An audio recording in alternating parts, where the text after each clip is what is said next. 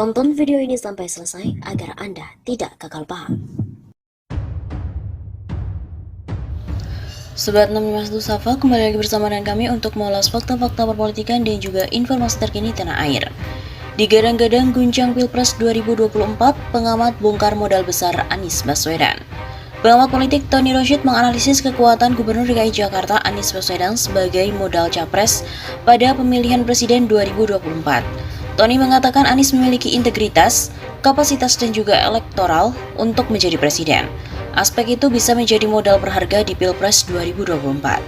Bagi rakyat, integritas dan kapasitas adalah dua hal yang paling utama, kata dia kepada redaksi Selasa 5 April.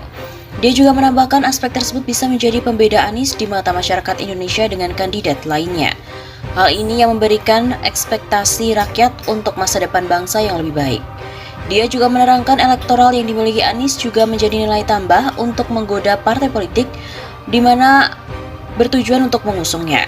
Bagi parpol, pendukung, dan juga mengusung calon yang potensial menang dapat mendongkrak elektoral partai, ungkap Tony. Menurutnya secara teoritis, pakem inilah yang berlaku. Saat ini, hampir semua partai tidak memiliki kader yang potensial untuk maju di Pilpres 2024.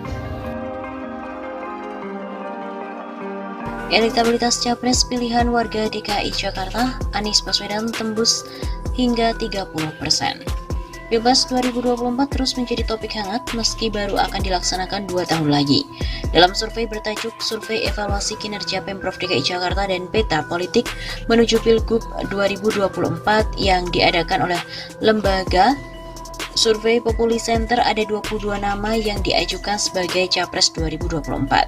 Capres ini merupakan pilihan masyarakat DKI Jakarta.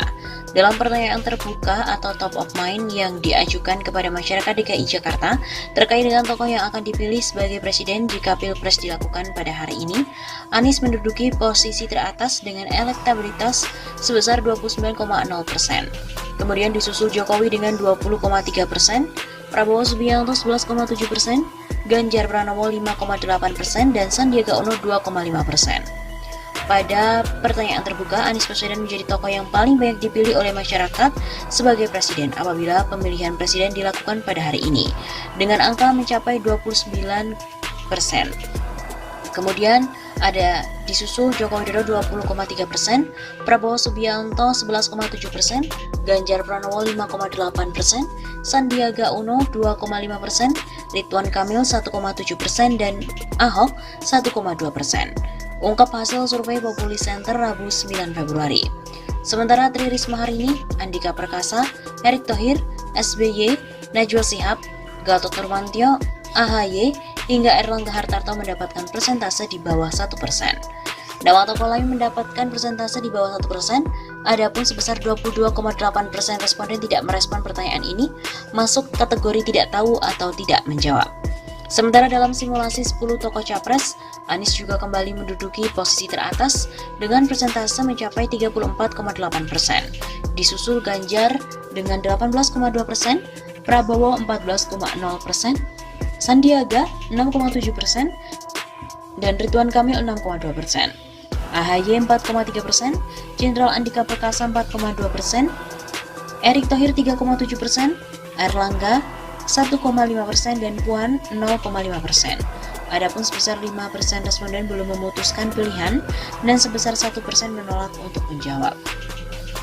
Kemudian dalam simulasi 3 tokoh, Anies lagi-lagi menempati posisi teratas dengan persentase 45,5%, Ganjar 27,5%, Prabowo 20,8%, kemudian belum memutuskan 4,8% dan menolak untuk menjawab 1,3%.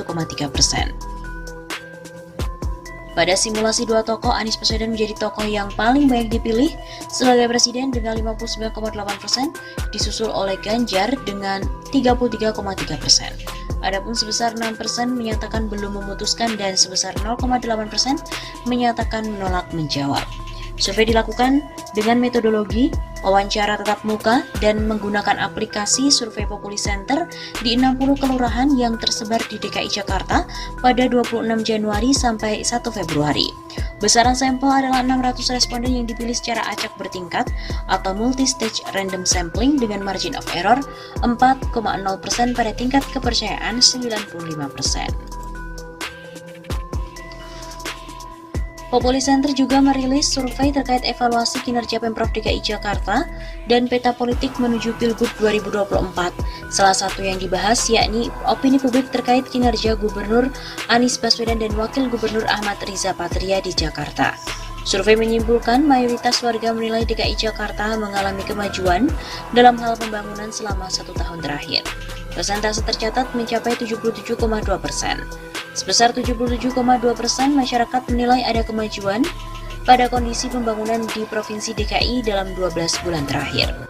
Yang menjawab belum ada kemajuan sebesar 8,7% dan yang menilai adanya kemunduran pada pembangunan di DKI sebesar 10,7%. Masyarakat yang menolak menjawab sebesar 0,3% dan tidak tahu sebesar 3,2%. Hasil tersebut berbanding lurus dengan kepuasan warga DKI Jakarta. Mayoritas masyarakat 73,3% menyatakan puas terhadap kinerja Pemprov DKI Jakarta, sedangkan yang menjawab biasa saja dan tidak puas sebesar 11,2% dan 14,5%. Masyarakat yang menjawab biasa saja atas kinerja Pemprov DKI Jakarta sebesar 11,2% dan menjawab tidak tahu atau tidak menjawab sebesar 1%.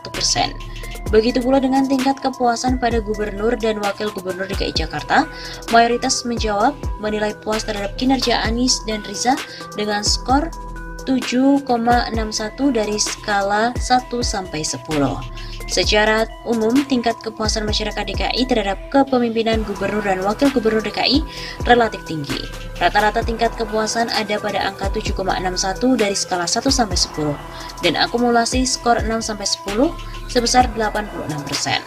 Survei yang dilakukan pada 26 Januari sampai 1 Februari 2022 ini melibatkan 600 responden di 60 kelurahan DKI Jakarta.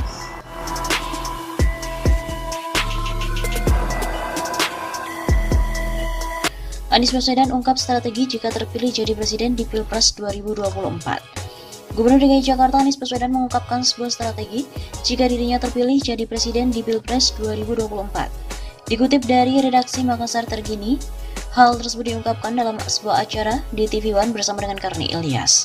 Saat itu Karni Ilyas memberikan pertanyaan mengenai langkah yang dilakukan apabila terpilih jadi presiden. Ini Mas Anies kan dianggap sebagai salah satu calon yang potensial. Kalau Kang Emil, tadi saya masih tanya mau jadi gubernur DKI atau mau jadi presiden. Kalau Mas Anies ya udah disindir lah oleh banyak orang. Seandainya itu terkabul jadi presiden, Mas Anies mau bangun apa dulu? Ucap Karni Ilyas seperti dikutip dari redaksi Rabu 16 Februari. Kemudian Anies memberikan jawaban mengenai pertanyaan tersebut. Anies menjelaskan mengenai krisis. Dirinya menyebut krisis merupakan perubahan yang dipercepat.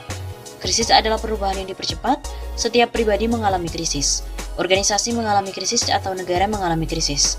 Maka sesungguhnya dia sedang mengalami perubahan yang dipercepat, kata Anies Baswedan.